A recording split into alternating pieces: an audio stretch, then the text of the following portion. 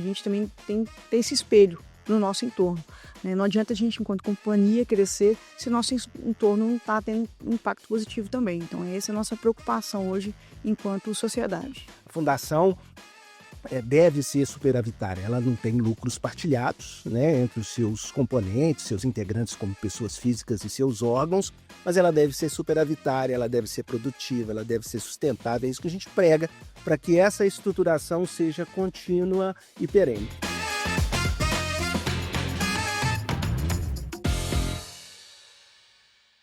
Olá, seja bem-vindo ao Tisseia Talks, o podcast da Tisseia. O episódio de hoje vai tratar sobre o impacto das fundações na sociedade.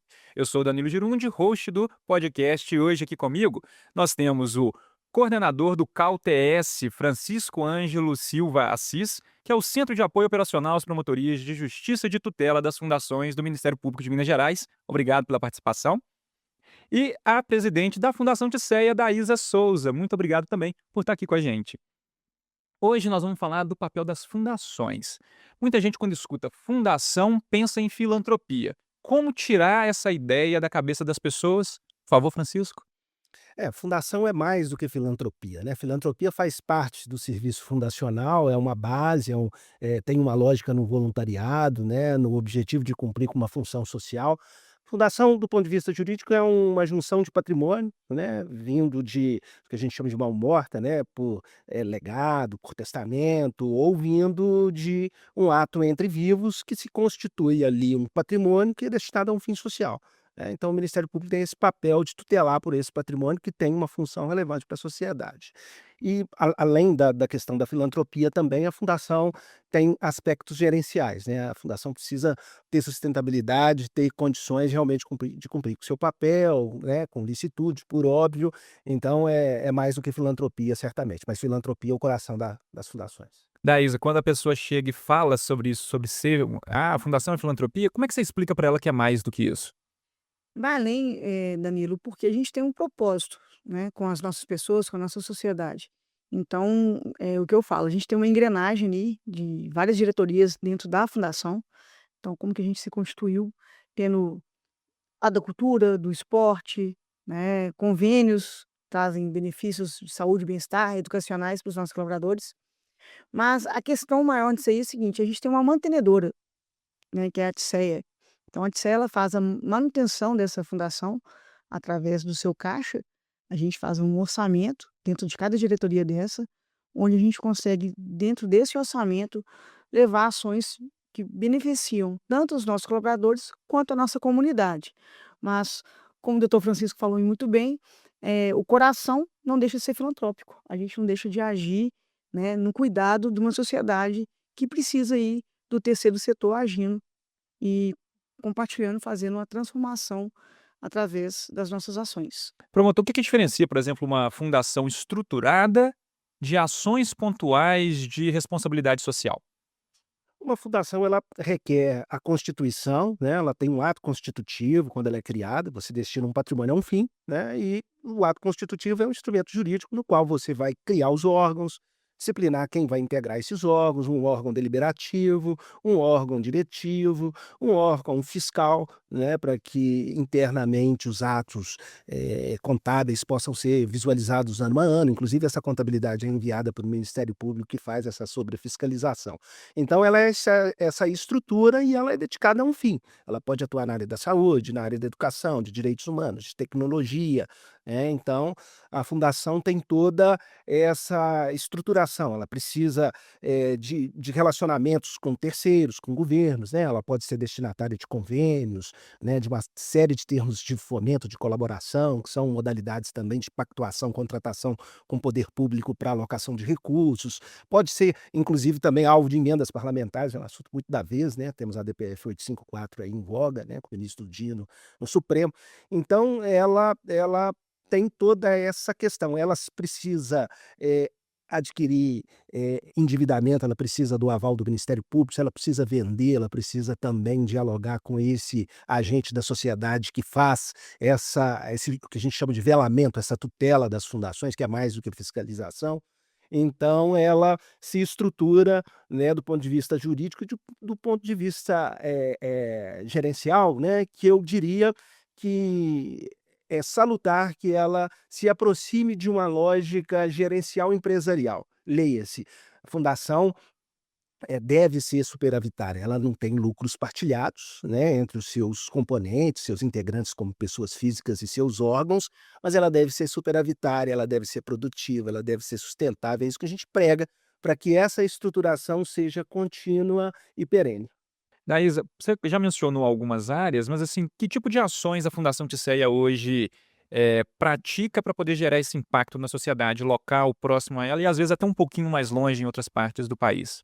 Danilo, a gente funciona como uma engrenagem mesmo, assim. Então nós temos ali a fundação ela se compõe através de 5 diretorias, né, então temos social, cultural, esporte, financeiro e convênios.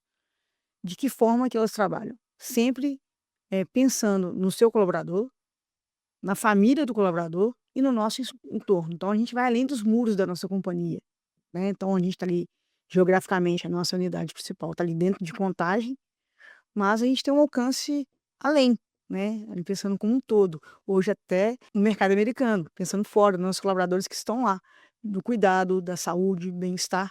Então cada diretoria dessa, ela tem um papel, de trabalhar o impacto que vai gerar. Então dentro da cultura, eu vou trazer ali ações que vão, ser inclusivas. Então a gente tem trabalho com a comunidade, a gente tem um teatro para a comunidade, cinema para a comunidade, onde que a gente consegue levar as pessoas ao cinema, dar essa oportunidade, e também para os nossos colaboradores, né, então a gente também divulga a cultura dentro da companhia, temos uma biblioteca, né, hoje, por mais que hoje está tudo muito tecnológico, mas a gente tem uma cultura ainda dos colaboradores irem até a fundação, pegar um livro para ler, no seu horário de almoço, levar para casa, compartilhar com sua família. Dentro do esporte, a gente tem alcances extraordinários, né, através da lei do esporte, do incentivo, a gente tem projetos como o trampolim, que está dentro de Contagem.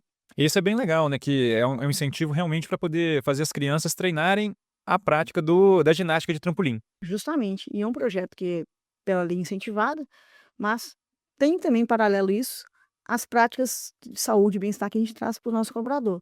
Então hoje a gente tem ali o Tse Run, que a gente leva os nossos colaboradores para a rua para correr, caminhar, né, assim, com a modalidade que mesmo escolher. A gente tem a Copa Fundação, né, onde Aí você está falando bem das ações para stakeholder interno, certo? Quando são os colaboradores ali, desenvolvimento do S ali, do ISD. justamente. E aí perguntando, quando a gente pensa para fora, nesses projetos de fora, como que a fundação escolhe qual entidade, onde vai fazer essa parceria, o que que é levado em critério? Primeiro ponto, a gente tem um critério ali de saber se é uma instituição séria, reputacionalmente, avaliada pelo nosso jurídico, pelo nosso compliance, é um ponto principal. E a demanda, qual que é aquela demanda daquela instituição, né, eu não vou chegar numa instituição, numa LPI, levar fralda se a demanda maior lá é leite. Então a gente também tem que entender qual que é a necessidade daquela o respeito da necessidade daquela instituição. E a partir daí a gente constrói algum projeto que vai trabalhar, não de forma assistencialista, mas de forma que consiga levantar, elencar, Fazê-la caminhar, caminhar para com que ela consiga, né, ser também crescer. sustentável, sim, ser sustentável. Assim como nós somos, a gente também tem que ter esse espelho no nosso entorno, né. Não adianta a gente, enquanto companhia, crescer se nosso entorno não está tendo um impacto positivo também. Então essa é a nossa preocupação hoje enquanto sociedade. Promotor, isso que a Daísa comentou de como é feita essa escolha, é basicamente isso também que é o papel do Ministério Público em ajudar, tanto na fiscalização da nossa fundação, quanto dessas outras parceiras, essas ONGs, às vezes, esses projetos que chegam com a demanda. É, sim, a Daísa, Danilo, entrou num ponto bem interessante, né, que nós fomentamos aí, tem uma resolução do Conselho Nacional do Ministério Público, a resolução 305 de 2025, inclusive até recente, que fomenta que organizações sociais, sejam elas fundacionais e outras, o Ministério Público fomente para que tenham compliance, para que ela possa ter autonomia de fazer suas escolhas, né, e o Ministério Público deve respeitar essa autonomia, né, mesmo tutelando, mas que a escolha seja uma escolha apropriada, né. Porque muitas vezes a fundação trabalha com recursos públicos, mas quando não trabalha com recursos públicos, trabalha com poupança pública, né? São fundações distintas, essas fundações atreladas a empresas nascidas no empresariado são muito interessantes, porque tem um sobrecontrole também por parte daquele que financia. Então, nós temos ali, vamos dizer assim, um ecossistema formado para que a atividade social realmente tenha um propósito e tenha um propósito dentro de balizas saudáveis. Por exemplo, isso que o senhor está comentando, são práticas de governança adequadas. Como que o Ministério Público orienta, como que ele ajuda as fundações a construir esses procedimentos que vão trazer a transparência necessária para que órgãos públicos, seja fiscalizadores ou não, entendam e vejam a seriedade do trabalho que está sendo feito ali?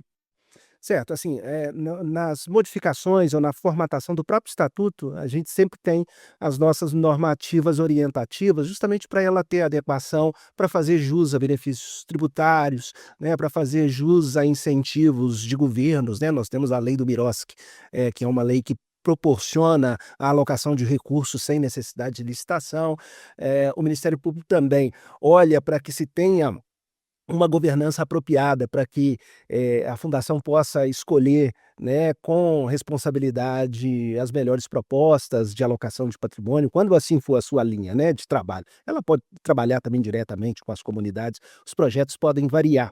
Então, é muito importante a gente ter essa proximidade, né. Estava dizendo que ano passado nós visitamos junto com o doutor Alex Santiago, em Contagem, todas as fundações, só em um dia eu não pude ir, inclusive, não me encontrei com a Daísa, mas pretendo voltar. Ah, não, o convite já está O feito. convite já está, a O mesa está importante é o promotor estar junto, né, porque nós somos uma coordenação de Belo Horizonte que presta essa assistência especializada com uma controladoria contábil, né, com todo um outro serviço jurídico, tem um outro promotor que trabalha comigo, né, para que a gente possa cuidar, vamos dizer assim, de casos que mereçam uma fiscalização, uma atenção maior e casos que mereçam, fomento por parte do MP. Daísa, isso que o promotor está contando, dessa orientação que é passada, dessa forma de se fazer uma boa fundação, né, na prática de realmente institucional, acaba que vocês também levam para esses parceiros que estão se relacionando. Ajudam eles também a crescer e a melhorar essas práticas de governança e transparência. É mais ou menos assim? com certeza, Danilo. A gente tem a prática de mostrar a nossa transparência do que a gente está se propondo a fazer e, e também fazer com que eles entendam qual que é o nosso papel diante daquele projeto especificamente. Então, a gente também tem uma diretoria financeira que ela também faz esse planejamento junto com a gente. Então, atrás da Isa tem um time enorme trabalhando para que tudo aconteça. Às vezes a gente está ali representando maior a fundação por ser presidente, mas sim todo um time muito preparado. Inclusive, a gente tem o conselho da companhia, que é a alta direção, que também está dentro do nosso estatuto, ajudando a cumprir todo o papel e aprovando tudo que a gente faz. Então essa é uma ponta muito importante e que aquela instituição conheça também esse papel, ela pegue a gente como uma referência. Então eu acho que isso é o mais importante. Então hoje a gente também, outras empresas procuram a gente, que tem fundações, como a gente já ser uma referência pra e a gente também já fez isso no passado. No passado também já procuramos grandes fundações, para a gente também entender como que funcionava a melhor forma de aplicabilidade da verba, de como que a gente poderia gerar aquilo, mas sempre com diretorias estratégicas que fazem esse papel junto com a gente. Então, essa diretoria financeira, ela tem um papel crucial dentro do nosso trabalho. E você que está assistindo, está gostando do papo do Tisseia Talks de hoje sobre o impacto das fundações na sociedade? Lembra de seguir a gente, de deixar seu comentário e curtir o episódio. Promotor, quando a maturidade vai aumentando, por exemplo, processos que já são bem definidos e estruturados, igual é no próprio Ministério Público, existem até chamamentos para as pessoas mostrarem que elas estão, né, esses projetos adequados para acessar recursos. Esse é um caminho, quanto maior a maturidade, mais possibilidade se tem para poder realmente atrair parceiros que também já estão organizados? Acho que sim, né, a maturidade vai fazendo com que a profissionalização se consolide, né.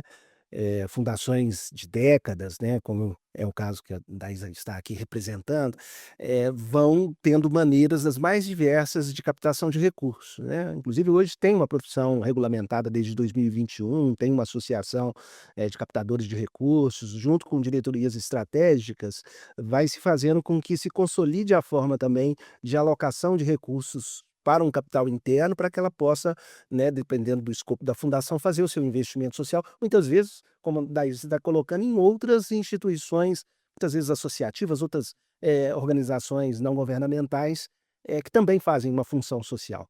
Então, isso se consolida ao longo do tempo, né, e é um aprendizado só. Por isso que é importante esse contato do MP com as entidades, porque a gente aprende também com essa ação das próprias organizações. Um bom exemplo seus lá é até a plataforma Semente, que divulga para o recurso de multas ambientais para projetos de pesquisa, tanto na área ambiental como também para a área cultural, com a restauração de igrejas, patrimônio histórico aqui em Minas Gerais. E isso, Daísa, realmente serve de espelho. Quando a gente vê assim uma casa bem montada, a gente quer chegar naquele nível também, trazer para a sociedade aquele mesmo impacto que está sendo gerado. A gente tem aprendizado. Justamente. E a gente tem o Ministério Público como um parceiro da fundação, né. A gente quando entra no site do Ministério Público, do CAU, por exemplo, tem cursos, né, que a gente consegue acessar cursos onde que você vê que é uma parceria. Então é muita tranquilidade o caminho que a gente está fazendo, porque quando a gente trabalha com relações, duradouras, assim como os nossos produtos, né, e o alcance que a gente tem com essa parceria com o MP. Porque a gente sabe que muito mais do que fiscalizar é trazer um norte, orientar a gente se a gente está no caminho certo. E é esse o papel que a gente vê com o MP, como um parceiro das fundações, né, da nossa fundação especificamente, é no dia a dia. Quando a gente tem a responsabilidade sobre aquela ação, sobre aquele projeto, sobre o nosso orçamento, se aquilo é uma boa prática, se está dentro da prática, que a gente Se tem tem relação, da às vezes, com o negócio justamente. também. Então esse é o nosso papel e sempre em parceria. Então a gente tem todo um trabalho por trás, né, nas diretrizes, nossas atas, nossas prestações de contas, mas ele é um trabalho muito tranquilo, porque ele é muito transparente. A nossa prestação de contas, ela é tão transparente quanto nossas ações de projetos. Então isso mostra uma responsabilidade maior do nosso trabalho para a comunidade e para os nossos colaboradores. Então eles têm que ver a fundação como uma fundação, eh, que tem uma boa reputação, que tem uma boa representação. Então eu acho que estamos no caminho. Sobre isso, para os dois agora, como equilibrar a autonomia da fundação com a origem do recurso que é empresarial, garantindo independência, foco e credibilidade para a fundação e para as ações que ela exerce?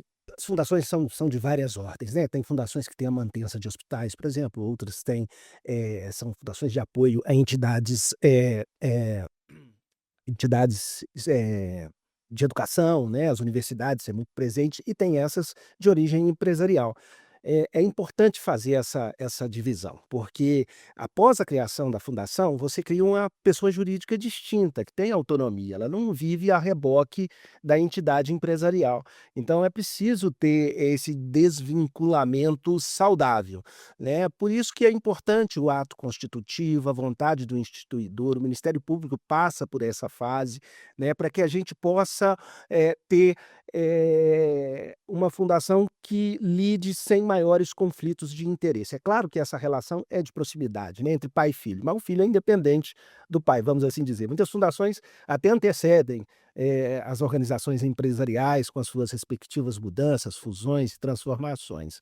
Então o Ministério Público ele deve, tutelar por isso, né.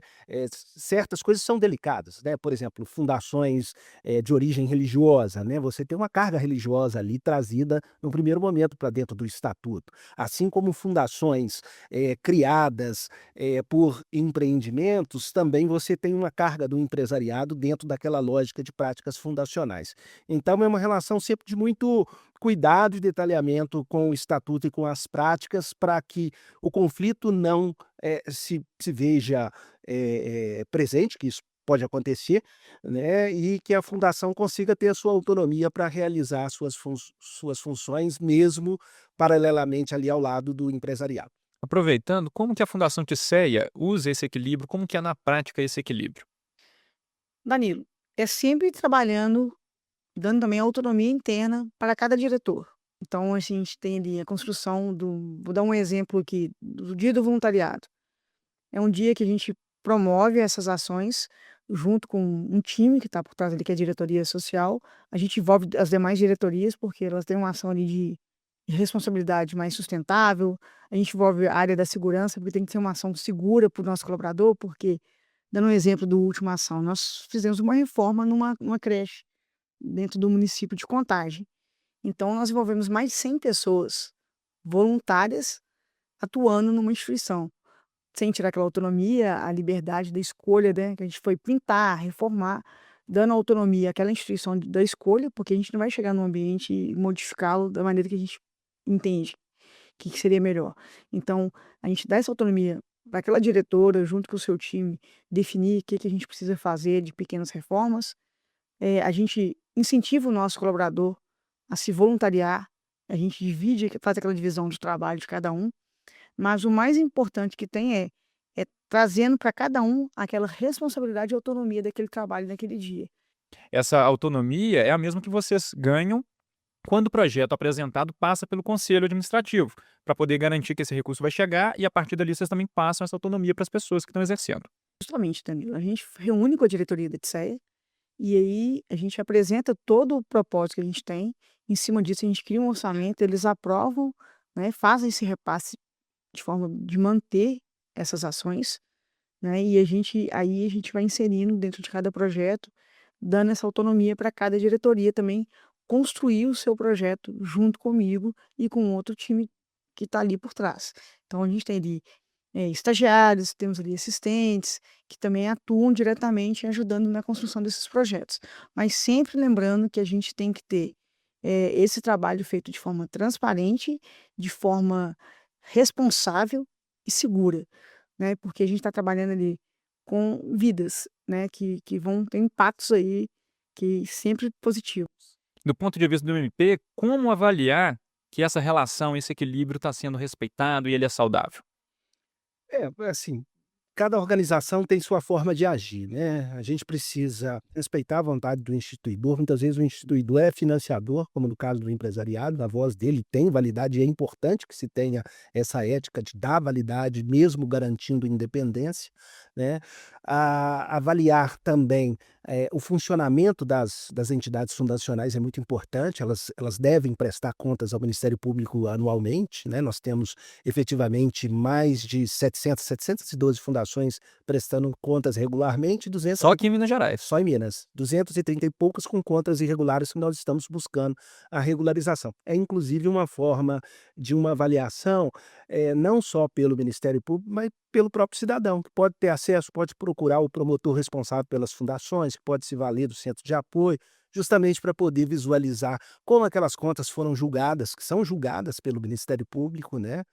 Como a alocação de recursos foi feita, qual autonomia a fundação teve para cumprir com os seus projetos, porque não só é uma prestação do ponto de vista contábil, econômico e financeiro, mas é uma prestação de conta social também. O que se fez ao longo daquele tempo. Então, é possível se fazer, no caso a caso, essas avaliações, seja pelo Ministério Público, seja pelo financiador, seja pelo próprio cidadão.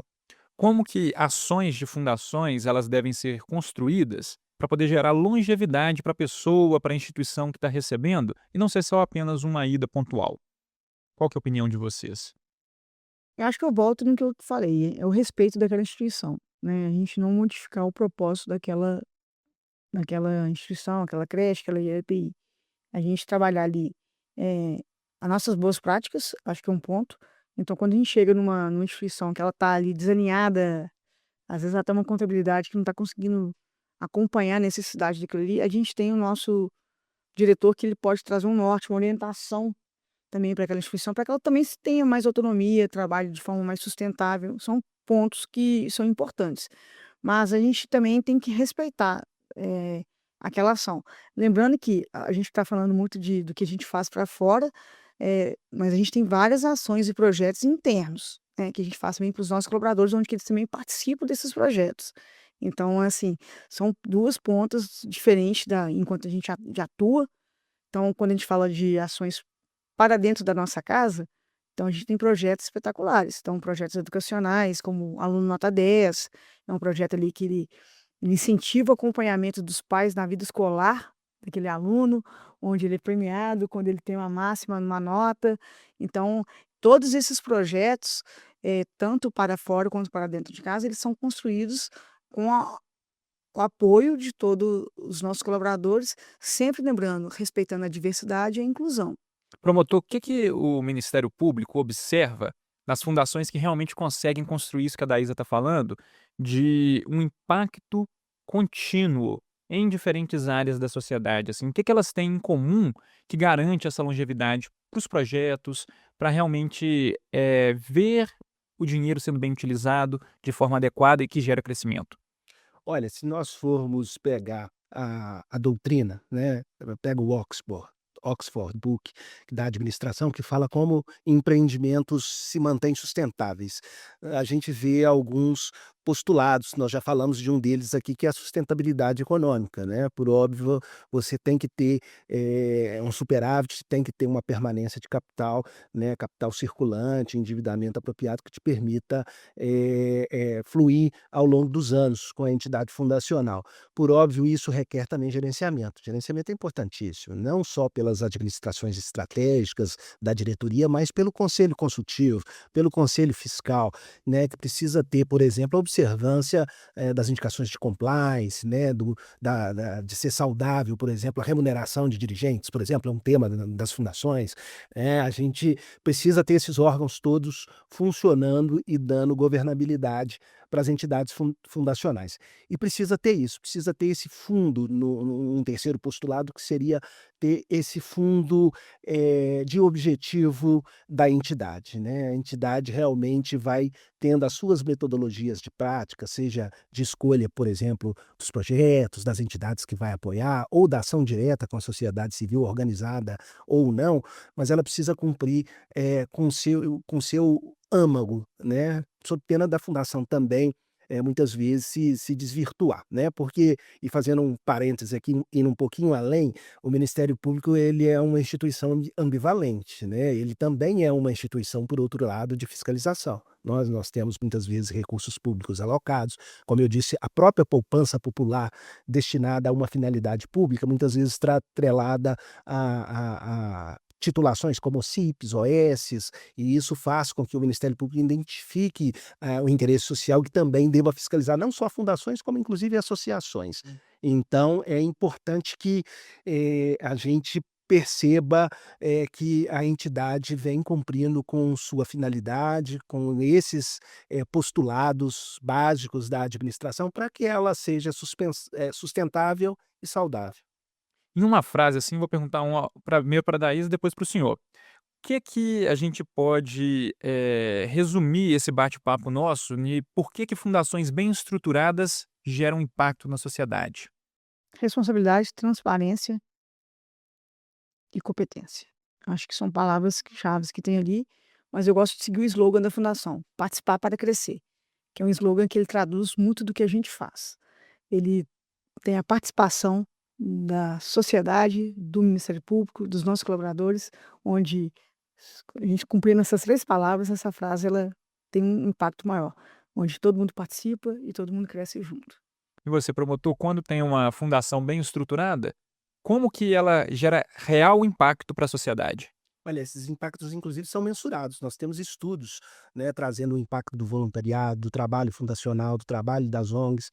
Esse impacto ele é muito visível, né, porque se trata de movimentos fundacionais ao longo do mundo, ao longo dos séculos. Então ele é muito visível quando você se dispõe a olhar para as fundações, por exemplo, do seu respectivo estado, de Minas Gerais, né. A gente pode listar uma série de fundações nesses mais diversos ramos, causando impacto, né. A gente pega lá do sul de Minas, Santa Rita do Sapucaí, lá um polo tecnológico que nasceu de uma atividade fundacional do terceiro setor. Idem, a gente pega aqui Dom Cabral, né, em Nova Lima, em Contagem, estamos aqui com a Daísa, são várias entidades que mostram formas de fazer e ensinam as outras. Por exemplo, uma coordenadoria nossa precisa fortalecer as ILPIs, né, especialmente na atenção a idosos.